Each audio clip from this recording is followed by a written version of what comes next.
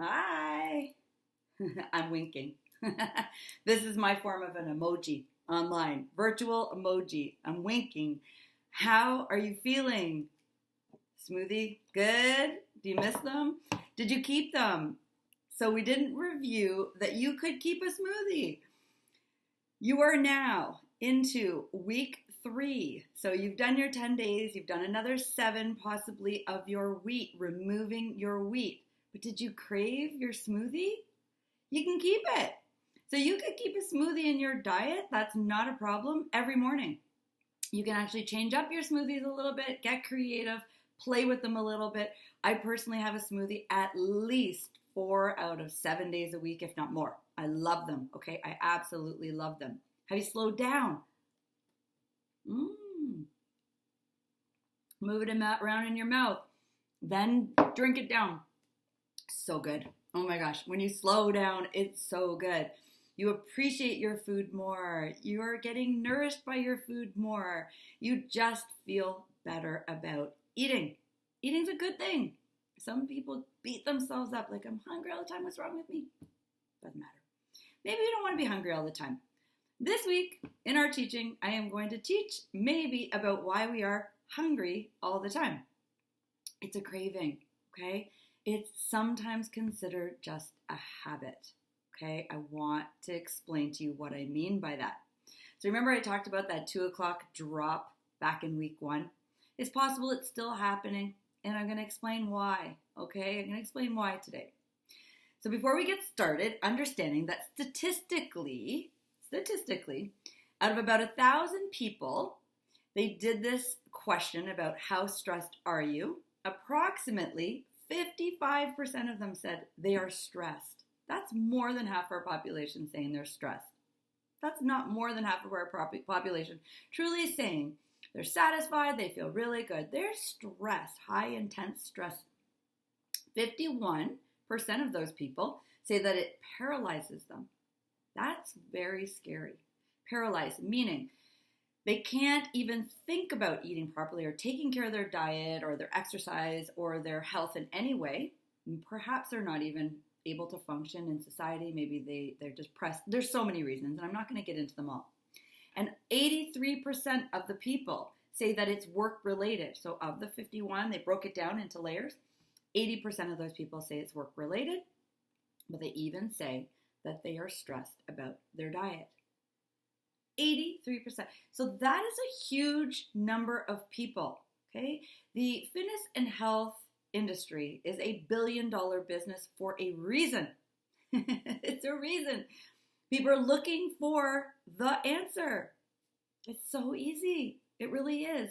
It really is. But honestly, a lot of the reasons, again, I told you in week 1, it might be common sense, but it's not common practice, is because they don't know where to start. They have to change other things. So maybe you've done your reset. Maybe you started to change your wheat, but for some reason, it's still not working. It's not sticking. You're craving chocolate. You want food. You're wanting the bad stuff. Why, Lee? So let's talk about that for a second, okay? Let's just talk about it. So what can be happening to people is, let's just break it down into your day, okay? So it truly can become more of a habit. And what do I mean when I say it's a habit? Well, what happens is the body just gets used to this sort of crash or lull in your day when you don't feel fulfilled. Like there's something in your day that's not fulfilling. Or your day gets away from you, as I've said before, and you've had nothing. Now it's the end of the day and you feel like, oh my gosh, A, I'm hungry, but B, I've worked so hard. I deserve that treat. I deserve to have whatever it is that I'm craving. And we want to change our mindset around that, okay? We really do. And what I'm going to say, as I said in week 1, I'm going to give you permission, but we're going to go for an 80-20 permission. 80% of the time, you are going to eat clean, okay? You're going to take care of yourself. 20% of the time, you're going to say, okay, I'm going to allow for these alternatives, okay? But of that 20%, we are going to start first with, well, if I had a fruit or an apple or a vegetable, is that good enough? Then we're going to add in new habits. Maybe you go for a walk. Maybe you do a bubble bath.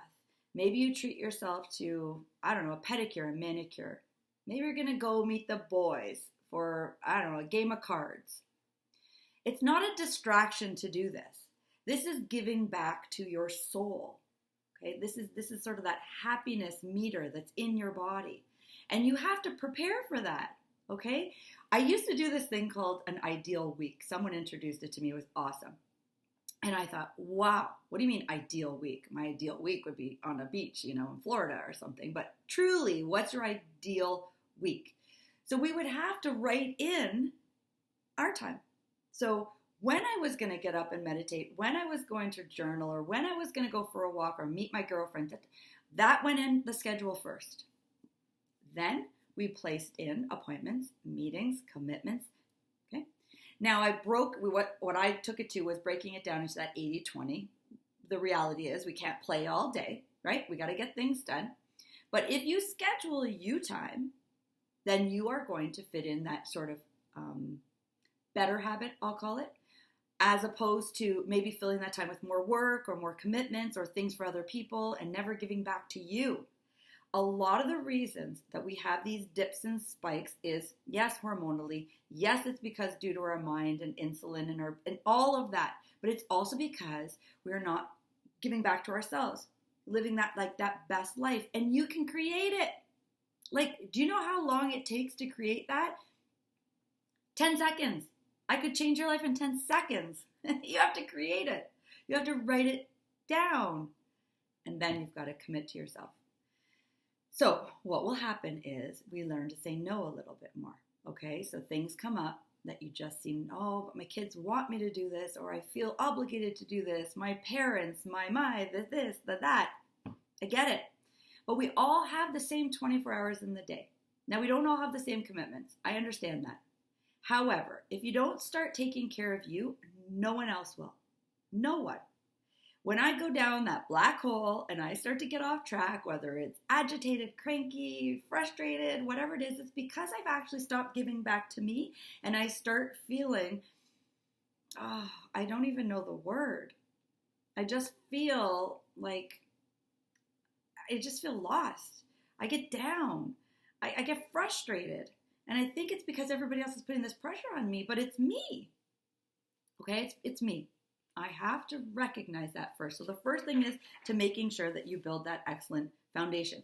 When it comes to the end of your life, and so many people, if you've ever, seen, Tuesdays with Maury or anything like that, at the end of it all, and they say, what is it all about? It's all about what you've left behind of who you were, sort of leaving a legacy. It doesn't even matter about the money. It doesn't even matter about the house, though those are wonderful, wonderful people. It's the feeling you give others, okay? And if you don't give back to yourself, you can't give that feeling. You really can't. Instead, when you see others, you're just exhausted all the time, and they can see it in you, and they feel it for you, even if you want to put on that happy face, okay? Even if you try your best to glow and glitter, doesn't matter. They feel it. But when you start giving back to you, there's this settling feeling, this I'm worth it. And your body and your mind are so connected. We work so disconnected. We don't understand how important it is to fill up that brain. That brain controls everything you do in a day. So if you feel good, and that comes from your mind, I can't just say I'm happy. I have to feel happy. Happy is a feeling, okay? So for most of these people, it's leaving a legacy. And the legacy they'll leave behind is that legacy of the goodness that they felt, or that they shone on their community or in their families or to their friends, okay? There's no better feeling. And then you vibrate in a better energy field, and truly you start to attract better energy. And when I say better energy, I really do mean that we are connected to the energy around us others bring into our life. So if you notice that people are getting, that have bad habits, you start hanging around them, you may have bad habits, whatever that may be, drinking too much alcohol, having too much cake and cheese. You know what I'm trying to say, and you've heard this before. It's that common sense, okay? Just start to give back to you. It is huge. It is really part of the foundation of sticking to these amazing habits. So I want you to quickly, if you have a pen and paper, and even if you just think it quickly, I want to ask you, what is that legacy, that feeling that you would like to show the world or leave behind in the world? What is it? What do you want to be remembered by? And do you ever think about that? Right? Because it really matters. It really matters. Like, do you want to be remembered as the person that was always on a diet, always trying to fix this, always trying to, see what the new fad is, and complaining then about how you feel, right? Because you want to change it. Do you want to be remembered by that? What do you really want to be remembered by? Does it really matter? No. Even it matters to you every single day, walking around, getting up in the morning, having that best life feeling, living a good life. What's that feeling? What does it look like to you? The reason I have you do this is because usually attached to it, it is a habit.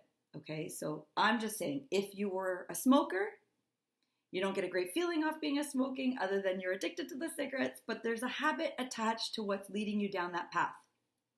Okay, so if you go for a lot of, you go out dancing, I don't know, you go a lot of clubs and there's associated to that as alcohol, and you want to change that. Maybe you have to limit the amount of times you go out and dancing and partying or whatnot. Or you get together with buddies and you have beers and you play hockey. What is attached to it? Recognizing that. Not getting rid of it, but just recognizing it. Because as soon as you recognize it, we can change it. Okay, so there's just something. And even the most healthiest people will say there is something attached to it.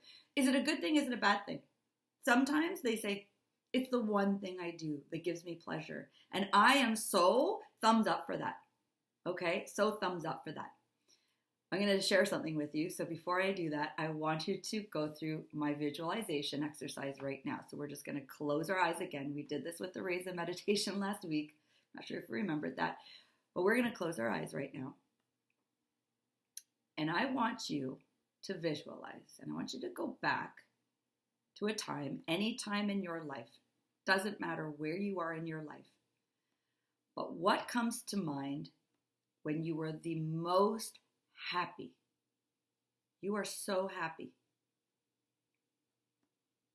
You feel so happy you could almost cry. You're so happy. The happiest time in your life. Where are you? Visualize it. See it. I'm not going to tell you what that looks like because I don't want to alter what you see or what you feel, but I want you to feel it. Feel it too. Right down to the bone. Feel where you are. Who are you with?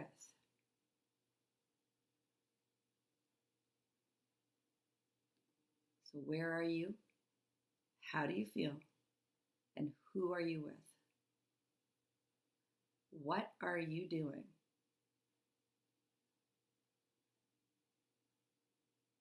Are there smells? Are there senses? Sense like a sense of a comfiness, sense of energy, a sense of brightness. What do you sense around you?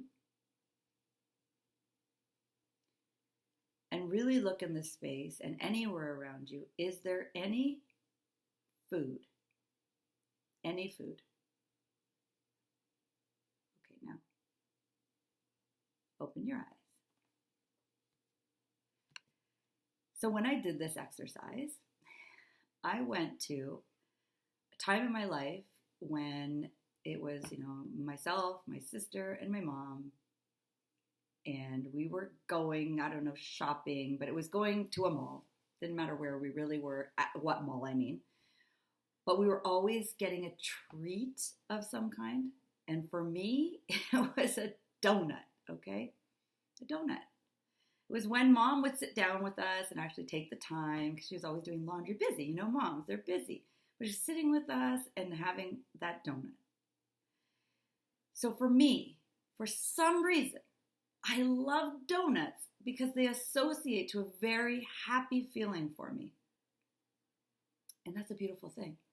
And I'll tell you why. Because for some reason, it is my one permission.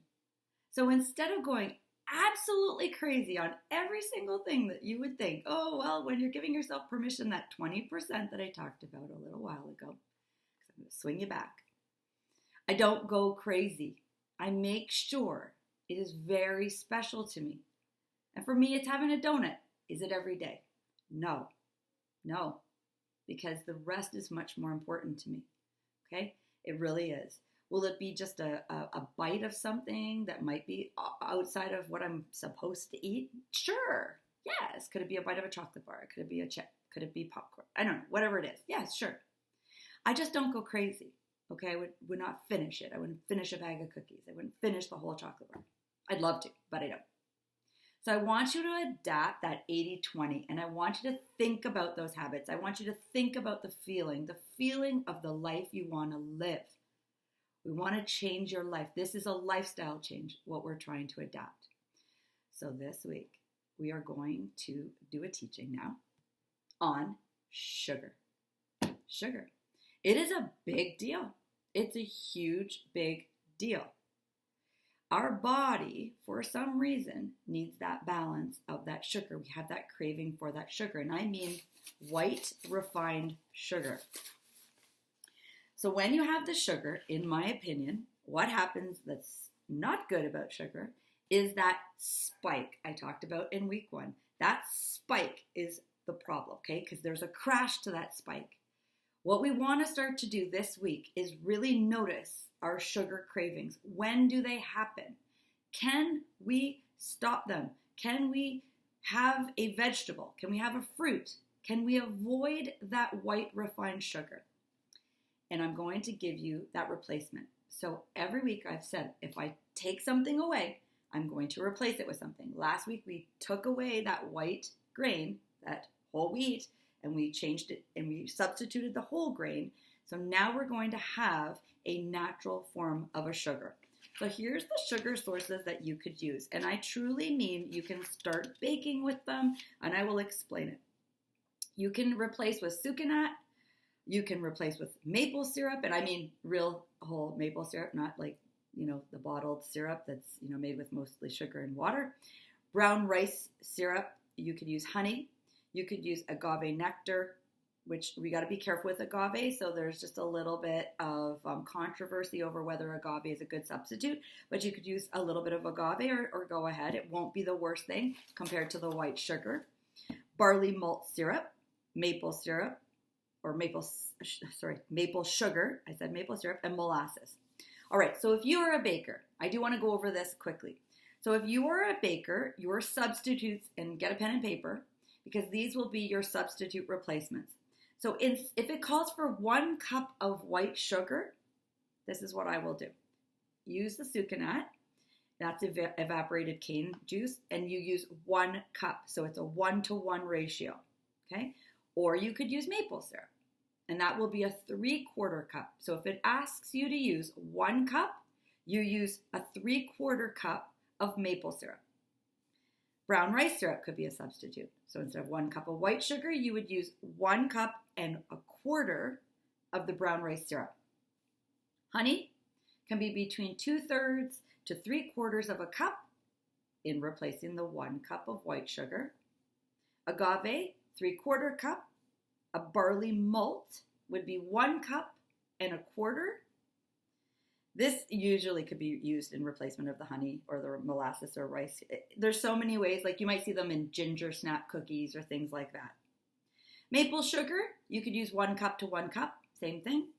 And molasses is used, only as a flavoring, and it's high in minerals, so a lot of people will use it as a flavoring, but it's very, very, very strong. So it's not usually a good baking substitute. For me, I'm using a lot of the Sockett-Simpson. That's what my baking substitute would be, or cane sugar. You could use that as an alternative. The idea is that this is much more of closer to the way Mother Nature intended us to have that sugar. It is not refined. White sugar is refined, which means it's been compromised. So the way that it's been processed, it's been broken down. And so it has a much higher insulin or sugar content to it. So it spikes our sugar a lot higher. This doesn't mean that you're opening the floodgates